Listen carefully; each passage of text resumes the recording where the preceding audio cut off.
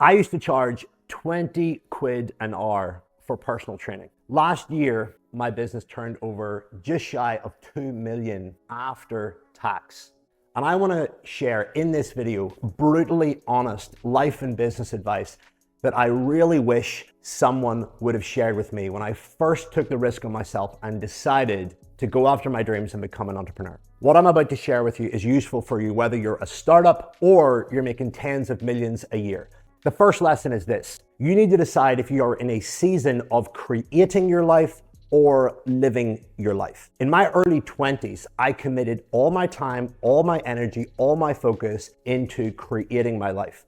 Creating your life simply means building the business, working all the hours of the night, and sacrificing yourself in order to have your freedom at a later point in time. You'll hear people talk a lot about work-life balance. I'm a firm believer that you need to be imbalanced during certain parts of your life when you're building your business, when you're building something special that ultimately is going to create a harvest later down the line. So whenever I was in my 20s, I committed my spare time, my weekends, I sacrificed my social life to build skills, to network amazing people, to make offers, to build sales, to build my team, to mentor my team, to build all the infrastructure that my business needed to be able to run without me, to make money without me needing to be there. That took a lot of stress. That took a lot of energy. And it was very hard for me to live my life at the same time. Don't get me wrong, I went out the odd weekend, I had the odd time off and went on holiday, but my predominant focus was on building my business and creating something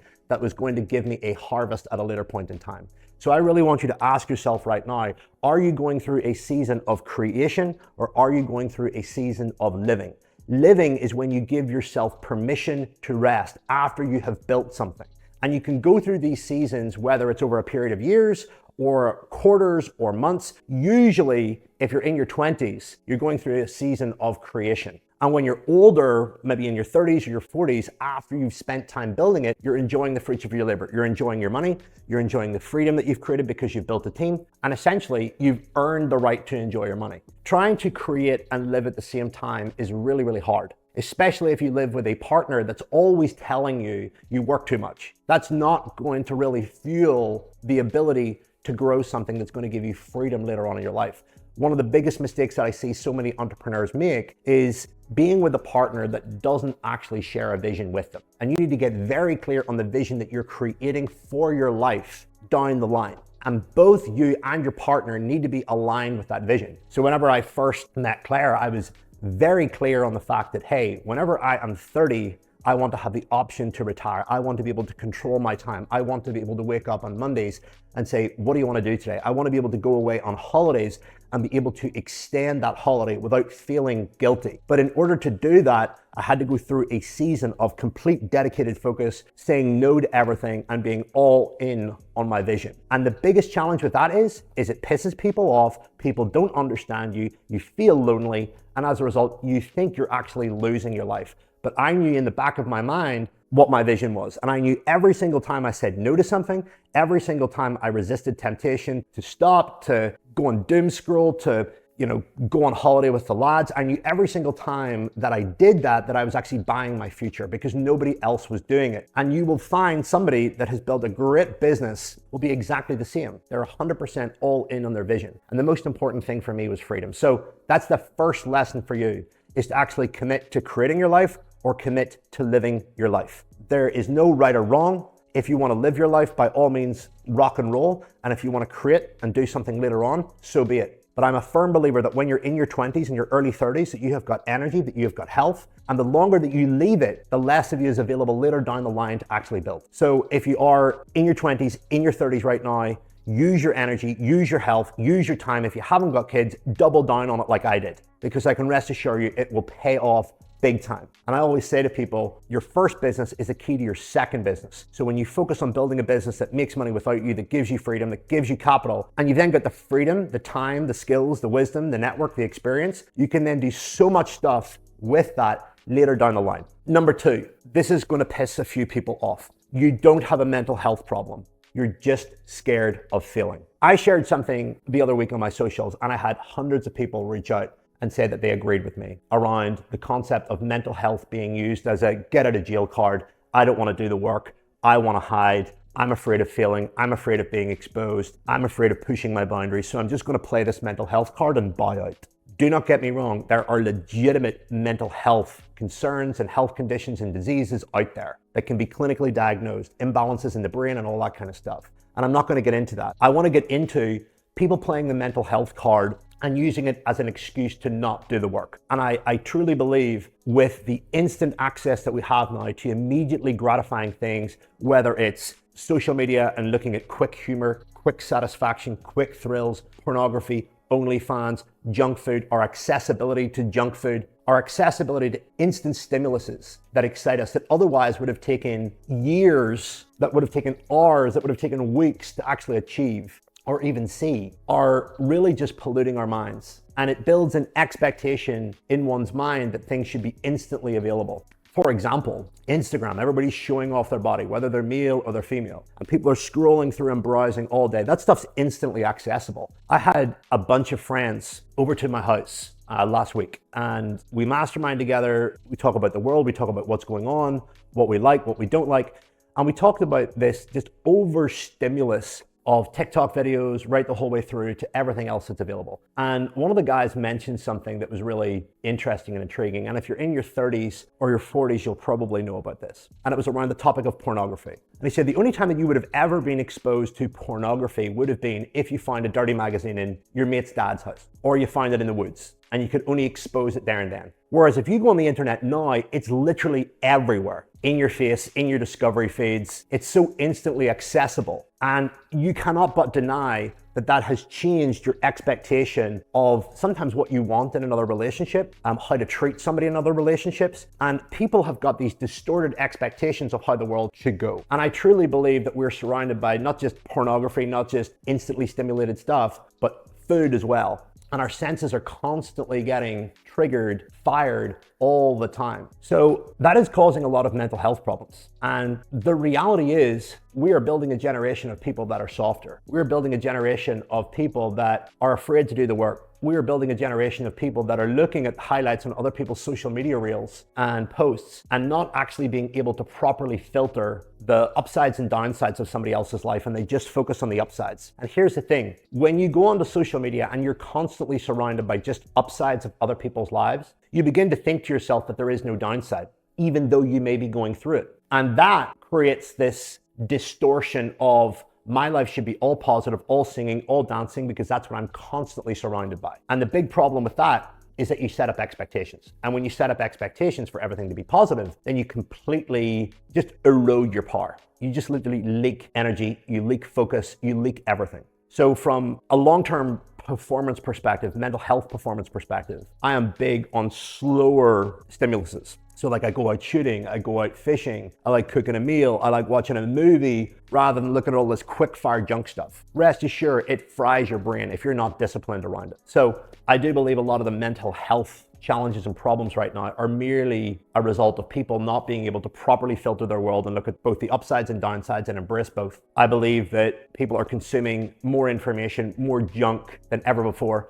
Heck, I remember the only time you could consume junk food on TV was when you watch You've Been Framed, which is a UK TV program, on like a Saturday night or a Friday night. And other than that, my whole week would be full of playing outside, reading books, all that kind of stuff. So I believe a lot of people use the mental health card to get off work, to essentially hide. Building a business is tough. And if you want to build something really special, you are going to have to become hard as fuck. It's as simple as that. You've got to be able to filter your thoughts. You've got to be able to lean into your vision despite everybody else not believing in you. You've got to become your own best friend. You've got to learn how to master your emotions. You've got to learn how to see upsides and downsides in everything and embrace the two. You've got to be able to look at your chaos in your life and actually realize that your chaos is actually your gold. If you go into any scenario in your life that was chaotic, that was traumatizing, that was something that you really didn't like and you were upset at the time, but if you now look back at it in distance, it's actually steered you to create who you are now. It's pushed you in the direction of developing yourself. And a lot of people don't realize this, but when you're winning, you're not growing. When you're struggling and you're suffering and you begin to really look into why am I suffering? What am I missing? What am I craving? What do I need? And when you look at those things, you'll realize there's a list of unmade decisions that you know could get you to the other side. And it's having the courage to make those decisions and act on those that is going to grow you as a person. So if you're in business and you're afraid of marketing yourself because you're afraid of being seen, guess what's going to happen? You're going to continually question yourself. You're going to see other people market. You're going to see other people's business winning. And you're going to begin talking yourself into a narrative. I can't do this because what's such and such going to think because. But the reality is you're avoiding making the decision to put yourself out there because you're afraid of somebody judging you. And when you're afraid of somebody judging you, you sit still. Guys, whether you do nothing or you do everything, you're going to be judged. So you may as well get judged building your fucking empire. You may as well get judged trying to change the world. You may as well get judged sharing your experience with other people to help them improve the quality of their lives, rather than just sitting there and playing the narrative in your mind. And when you actually look at it, if I were to lean in and start sharing my story, what is that going to do for me? It's going to build my confidence. It's going to get people looking at me. It's going to build more eyeballs on my work, which is potentially going to lead to more relationships, joint ventures, collaborations, etc. So I really wish back when I was younger, I learned how to navigate the world faster, i.e. be able to look at upsides of something and realize that there's downsides, to look at the downsides of something and realize that there was upsides, and not to be afraid of leaning in. And I just think nowadays that far too many people are just putting up this mental health card and going, I'm out. Really love to hear your insights on that, but it's important. Number 3, this is quite important, so listen carefully. Have you ever thought that you aren't where you want to be in life and business yet because you simply aren't good enough yet? Think about that. If you want to be the best in your field, if you want to be the best in your market, if you want to be super successful, if you want to accumulate riches, if you want to have a better reputation and you don't have it yet, but you see other people that have it, maybe you just aren't good enough yet. Maybe you just need more time in the game. Maybe you just need more implementation. Maybe you just need better relationships. I can tell you one thing. If you're on social media and you're seeing the best in the world, there's a part of you that idolizes and looks at them and goes, you know what? I wish I was like that. How come they have that? A lot of things that really make somebody successful are the time that they got into the market. Usually people that have been in there first and have had a year, 2 years, 3 years or more head start on you are going to be way ahead of you because they got in ahead of you and more people were able to get their insights, acquire wisdom through their teachings, through their exposure. And you have to realize that that gives them an unfair advantage. You know, I've spoken with multiple billionaires over the last 5 years, and I always make a point of asking them, like, if there was one big factor that would really determine like your success, what would it be? And all of them turn around and they say luck. They were at the right place at the right time. So don't let that put you off. If you have got somebody else that was in before you, acknowledge it and accept it, but also realize your true value and your true talents, because I can guarantee you this, that there are people that got in before you onto a platform, into a niche, into doing something that aren't as good as you, but they've just got the time period on them. But lo and behold, over time, if you have the intentions to really become the best in your field, time plus intention, plus repetition, plus developing the courage to put yourself out there, you will do extremely well. So I hope that rest assures you that you're on the winning streak, and it's perfectly cool not to be good enough yet. If you're committed to being the best in the world, the best in your field, and you're committed to being successful, trust in your intentions to become the best, because they are the very things that will carry you forward. Number 5 is embrace anger and get shit done. I talk a lot about light and dark energy in business. Light energy is when you are happy, whenever you are lovey-dovey, whenever you are inspired, whenever you are grateful, and it's awesome. On the other hand, your dark energy is when you want to prove somebody wrong, when somebody has fired you, when you find out somebody's been cheating on you, when you've been rejected by someone, and you've got a chip on your shoulder. That's the only way to describe it. Dark sides and light sides are important for growth in business, and you've got to be able to harness the both of them. The big mistake that I see a lot of people make, and I made this mistake whenever I started in business, is that they go all dark side. They end up escaping from the things in their life that they've got to fix by going all in business. And you see this with the term workaholic. You see other people escape to drink, drugs, possibly training, etc. The problem with that is when you go all in on something with dark energy and you're angry and you're frustrated or you're fearful and you're doing something solely to impress somebody else, guess who you forget about?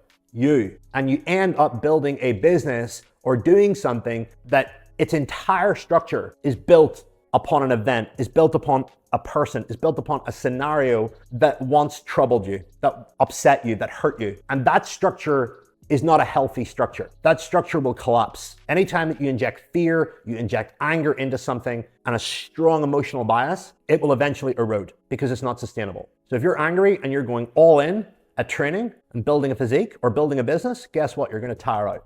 It's a great activation energy, but it's not a long-term source of energy. On the other hand, being inspired, being grateful is what all the self-help books talk about. And it's certainly great, feels good, but it will make you complacent. It will weaken you long-term. If I said to all of you guys right now, imagine you hit your business goals. Imagine you hit your wealth goals, your health goals, your social goals, your relationship goals, and you ticked every box off. What would there be left to do? So you actually need to have a little bit of dark energy and frustration, anger, rage, in conjunction with some light energy, gratitude, inspiration, happiness. You need to have a blend of both. And you will go through seasons with alternated blends. But I'm just saying to all of you that don't build a business entirely of dark energy and don't build a business entirely of light energy. You've got to combine the both. And dark energy might just be like, hey, I'm not the best in my market yet. Somebody else is taking business off my table and I don't agree with how they're doing it. And I've got a strong stance against it. So that might be your dark energy. It doesn't necessarily have to be a personal thing, but you've got to have challenge. So the light side is supportive. The dark side is challenging. And there's really interesting work on all of this. Power versus Force is an incredible book to read. And when you look at sadness as a baseline emotion, depression, shame, all of these things, anger is actually an emotion that's above those. There's more energy in it. So you can actually use it to your advantage. So if you're sad, if you're down, a little trick to get yourself out of that is actually like, right, who am I angry at? Am I angry at myself for not doing anything? Am I angry at myself for being stuck here? Am I angry at somebody else? Am I angry against an organization? Am I angry at a concept? Am I angry at a scenario that derailed me and is derailing other people? All right, I'm going to fight it. And there's an activation energy in that that is incredibly liberating and powerful when you begin to harness it. But at the same time too, you've also got to understand that the dark stuff in your life is the stuff that you've got to be really grateful for. So there's this underlying current of being grateful for your darkness because you know your darkness is serving you. And not a lot of people talk about those kind of dynamics in business, but they're important for long-term sustainability, for long-term vision, and all of those things. Next one is fuck property, fuck crypto, fuck your pension, fuck your ISA. I see so many entrepreneurs, especially in the startup phase or in the growth phase, start worrying about investments and passive revenue. I believe investing is a complete farce until you get your business to a point where you have got fuck you money that you cannot spend and you've got freedom to do other things. Those are the only two variables that will give you permission to start entering the field of building other streams of revenue. Why? Here's exactly why. When you take money out of your business and you go to put it into stocks and shares and property, let's just say at best you get 5 to 8% return. There's also going to be expenses. There's going to be dips in the market, which means that your actual capital that you put in is going to be exposed. So the chances of it actually going to less than what you put it into are very real. The distraction and the time that takes up away from business is huge. Not to mention you could be using that capital to actually buy advertising, get more eyeballs. You could be using that capital to buy team members. You could be using it to build technology. You could be using it to build infrastructure in an area that you truly understand. To venture outside of an area that you don't understand and to gamble and put money into it is foolish. The only time that you invest in things are when you have unlocked fuck you money. And fuck you money comes as a result of the following. This is my criteria. Your business runs without you and your working week is less than 20 hours per week. So you've got time and space and flexibility to learn new skills, connect with people, ask questions, and do all that. That's the most important thing. Number two, you've got 6 to 12 months of living expenses, both personal, and 6 to 12 months of business capital to run your business. And it's the money outside of that that is your investing money. That is so important because it gives you the psychological safety and buffer to act like a trampoline fund. So if something goes wrong or you have a bad downturn in business, that you can actually survive. I've worked with so many entrepreneurs that have told me that they've gone and forked out 20 grand, 30 grand into their pension. They've gone and bought a buy-to-let property. And then all of a sudden, they're running on really thin cash inside their business. And when you're running really thin cash inside your business, guess what you can't do? You can't hire when you grow. You can't buy advertising when other competitors are buying advertising. And you just really put a bottleneck on your growth. Cash is fuel. I love the saying, turnover is vanity, profit is sanity, cash is fucking king. And you need to be equipped with cash in your business to take advantages of downturns. Cash also as well can be used to take advantage of a downturn in a stock market, in a property market as well. So when you are building your business, your first initial focus must be on building a war chest that gives you 6 to 12 months of business and personal operational cash, and you still are fueling all your current expenses. That was my first initial goal in business, was just to make as much money as possible. And I'm so glad that I didn't invest in property, stocks and shares, ISAs from an early age, and I used the capital to actually grow my business, because I'm now in a position where my business runs relatively without me, and I've got a lot of surplus profit that I can invest in vehicles that I want to invest in. So that is super important. Number 7, all you have is your reputation. Reputation takes years to build. It takes seconds to lose. Don't compromise it. Your reputation is what people think about you when they hear your name. So if you're listening to this right now, I really want you to ask yourself, what do people generally think about me in the marketplace that I serve when they hear my name? And it's going to be one of the following responses. 1, they don't know who I am. That means you don't have a reputation. I love the idea that most entrepreneurs don't follow when they first start out or they're in a growth phase. They obsess over product, they don't obsess over distribution. Build an audience, get more eyeballs on your stuff with a great message, a strong message, a polarizing message, a stance against something that you don't like, and build an audience and then sell them something. Most entrepreneurs obsess over their product and how can I get this as good as possible before I launch it? Build the audience first. That's what builds reputation. If you can build a reputation for being an insane individual with an insane skill set that is on a mission to change the world or solve a big fucking problem, people are going to want to buy from you. You're actually building demand. And when you build demand and then you go to the marketplace with, hey, I've got something, your sales are going to be a lot more. Your growth's going to be a lot more. So keep that in mind. And you're also going to be able to learn a lot. But don't risk your reputation. Don't take shortcuts. Always aim for fair exchange in any transaction that you have. Don't be greedy. And ultimately, your reputation is all you have. Your reputation is a hidden form of wealth. The better your reputation, the more access to better people you're going to get. You're going to get queue skips. I call it like whenever you went to a nightclub when you were younger, and if you knew the doorman and there was a massive queue, you would get a queue skip. If you didn't know the doorman, you got put to the back of the queue, which meant that you might lose an hour on your night. And the one thing that we can't get back is time. So a strong reputation really accelerates it. Surround yourself with people that build your reputation. Don't hang around with people that pull your reputation back. Don't take shortcuts, and really focus on being the best human you can possibly be. How to focus. This is one of the biggest challenges that holds so many entrepreneurs back. The great thing about being an entrepreneur is you see opportunity in everything. The worst thing about being an entrepreneur is that you see opportunity in everything. And if you're not focused, you're diluted. When you're diluted, you can't be effective. In order to get really tight focus, you need to understand that prioritization is a grieving process. So you've got to be comfortable killing off projects. You've got to be comfortable saying no and rejecting people, rejecting projects. You've got to be good at putting something down and picking something else up that's more important. On top of that, with focus, I'm going to give you a couple of insights to how I really dial in my focus. Number 1 is I always make sure, what does success look like at the end of the week? So when it comes to Saturday morning, Saturday by 1 p.m., I always have my week planned. And I ask myself, what would need to happen for this week to be successful? What are the 3 things that I need to focus on? What is the outcome of this week? I then also ask myself that question at the end of every day. What would need to happen tomorrow to make it a complete success? So I'm always approaching the day, I'm always approaching my week with an intention. Number 2, use your calendar. If it doesn't go into the calendar, it doesn't get done. Schedule time, be disciplined with your time blocks. When I organize my week, the first thing that I put in is fun. I like to look forward to stuff. I'm not about working 24/7. I don't agree with the whole Alex Hormozy work super hard all the time in a basement. The first thing that I put in is fun. And that fun for me could be an hour of this, an hour of that, but it's designed to reset my brain. It's designed to give me something to look forward to. As humans, we like to be socially stimulated.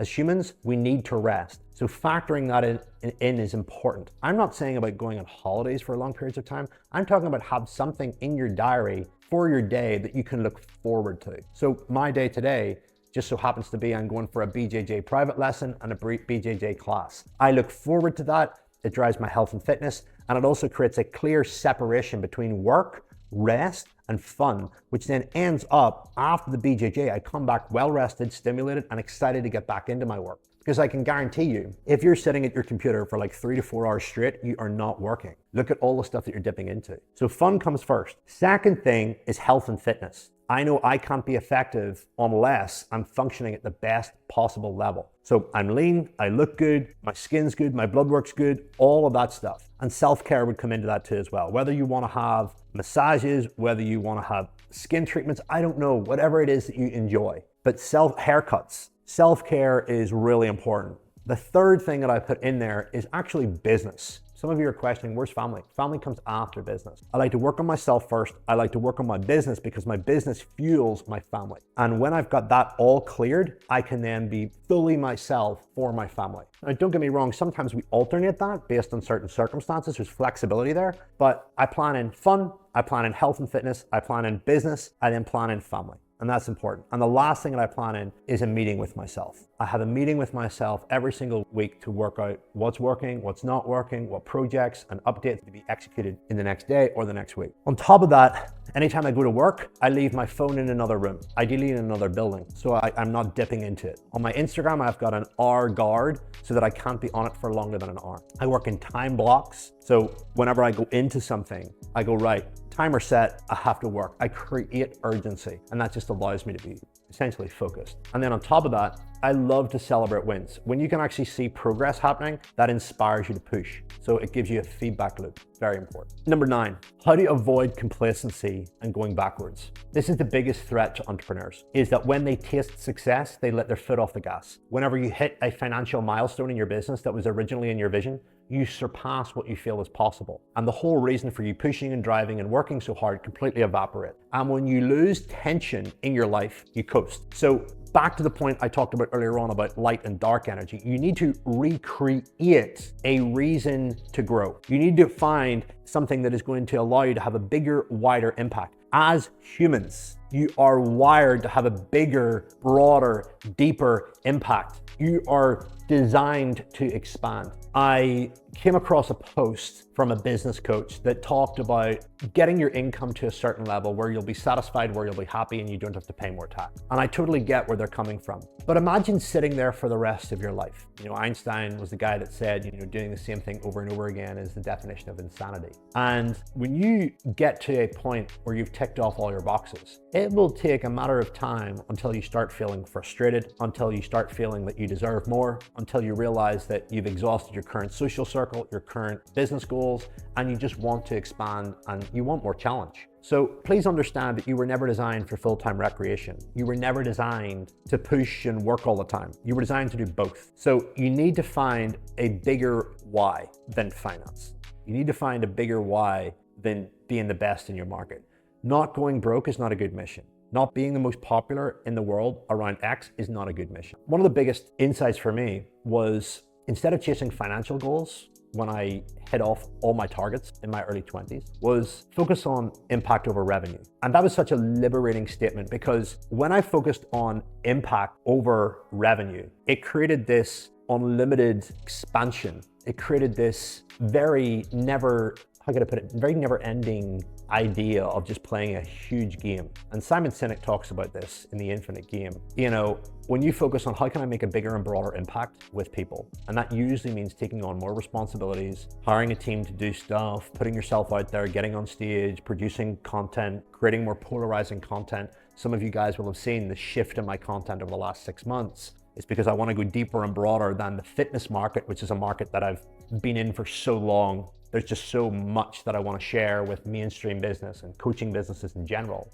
that I feel is really important, and I have a deep desire to do that. So growing is safer than sitting still. And when I talk about growth, it's not just financially. You can grow and get your level of financial success to a certain level, but look at the other areas of your life. I talk about the concept of building multi-dimensional success, not chasing one-dimensional success. So if you hit off your money goals, if you've hit off your status goals, what's your close relationships like? You might find that you've been so focused on business that you've forgotten about that area. What's your spiritual quest or connection to a higher power like? What's your health and fitness like? So you want to have success in all of these realms. And when you complete one area, you've got to go and look at another area in order to sometimes make up for the sacrifices that you've made. But the overall arching concept is that you want to try to bring up all the areas. Never just focus just on making money. Never just focus just on fame. We all know people that are famous. We all know people that have made money that are unhappy, that are shit in relationships, that are on their third divorce, that are out of shape, that are unhealthy, that are a dick. So focus on all of those areas. And sometimes you need to go to the extreme of making a lot of money or getting what you want, whether it's in business or sport or fame or whatever it is, to realize, hey, I still have other areas that I need to grow. You're a human, you are designed to expand, you're designed to grow every single day of your life. Never put a cap on your growth. Always ask yourself, what do I truly want to have? How can I expand? How can I have a deeper and meaningful impact in the world? How can I continue to do it? How can I grow into it? These are really important questions to keep you expanding, because guess what? As you expand, you get better, you get wiser, you develop emotional mastery to handle bigger challenges. Life gets harder as you get older, but you get better. Business gets harder as you stay in the game, but you get better. Why would you not want to get better? It's just like a martial arts. You stop going to martial arts, I stopped going to jiu-jitsu, I end up getting choked out. I ended up getting tapped out. And I lose the ability to improve. And you know what's better than actually the outcome? It's the journey. Waking up every day with a fire in your belly going, I've got healthy challenges to attack. That's where all of you want to get to, is you want to get to a level of financial security, self-love and appreciation, freedom, that you wake up every single day playing games that you want to play, conquering challenges that you enjoy, fighting battles, losing battles, winning battles, but it's all part of a game where you know that you're playing it at your own mercy. And it's voluntary, like you're putting yourself into these games yourself. And you're not doing something out of the need to please somebody else. You're not doing something out of the need to fit into society. You're not doing something just to, fit in with the Joneses. You're doing it out of your own will. That is the goal. And I truly believe that businesses are one of the best vehicles that allow individuals to do that, because they just provide so much autonomy. Number 10, how to overcome fear of selling and sounding greedy. This is a really simple lesson. You have two concepts when it comes to marketing and getting sales. You've got lead generation and you've got lead nurture. My sales calendar full. How can I get more clients?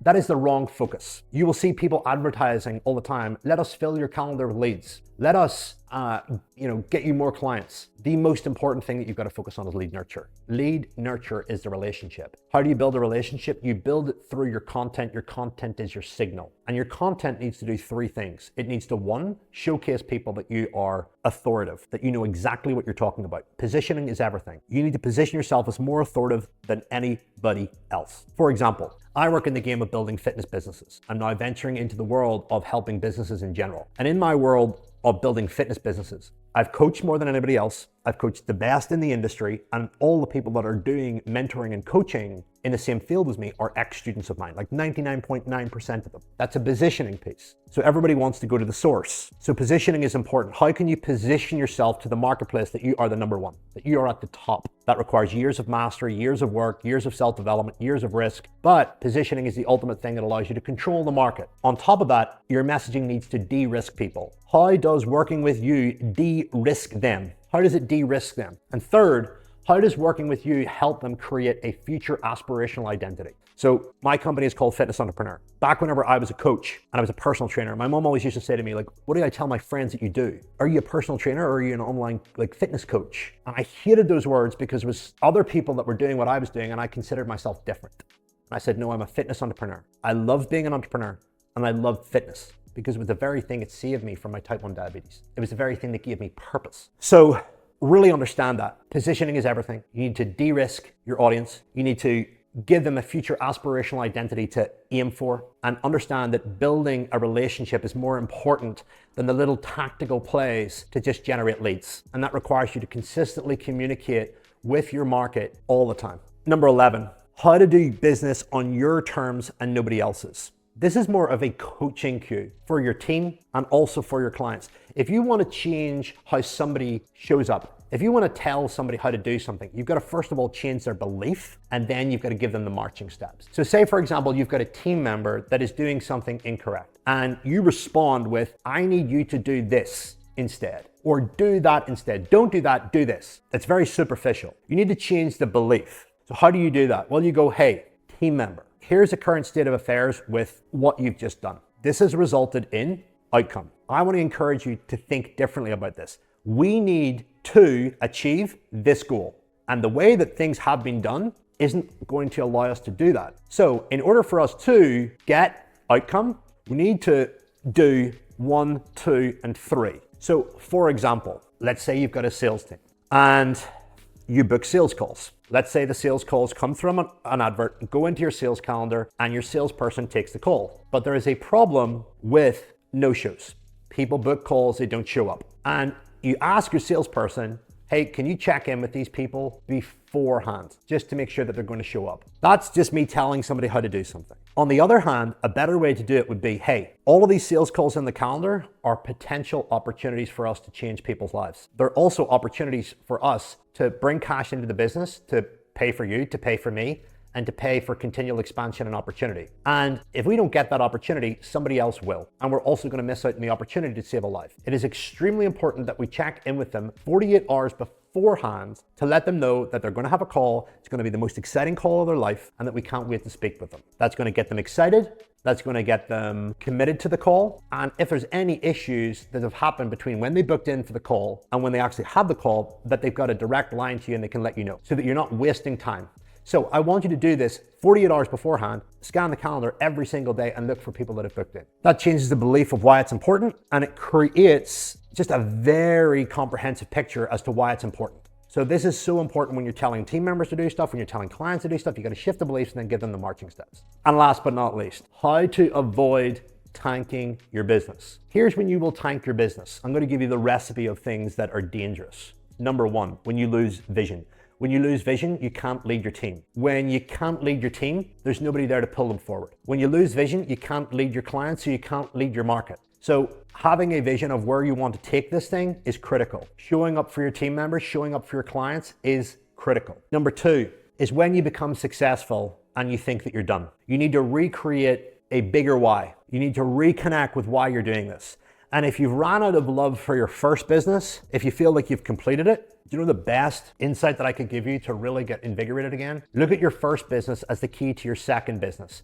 The most important thing is when you're going through a rut, whether it's your own personal rut, whether it's a lapse in vision, whether it's a lapse in the market, the most important thing is you make sure that the business doesn't go backwards. Number three is failing to let go of control. Your business will only go to a certain level if you are running it. It will only go to a certain level. So you've got to recreate yourself and increase your capacity. And you do that by hiring people in the respected areas of marketing, sales, customer delivery and journey, and then other admin related stuff and HR stuff. So you will only grow to the level of your capacity, and you must be willing to let go of control. The biggest thing that holds people back from growing their business is not hiring quick enough or hiring the wrong people, not mentoring them and not coaching them and not holding them accountable. You don't just hire somebody off the shelf and they come in and rock and roll and grow your business. You've got to communicate with them, you've got to mentor them, you've got to challenge them, you've got to keep them accountable. And not a lot of people want to do that because they've been so used to making their own decisions. It's so important. And another big mistake is with hiring, and I'm going to close on this, is removing yourself from the business too quickly or removing yourself from the business too much. If you do that, you're away from the cold face of the team, so you can't actually see the culture, you can't ingrain the culture. You pull yourself away from the clients, so you disconnect from the clients.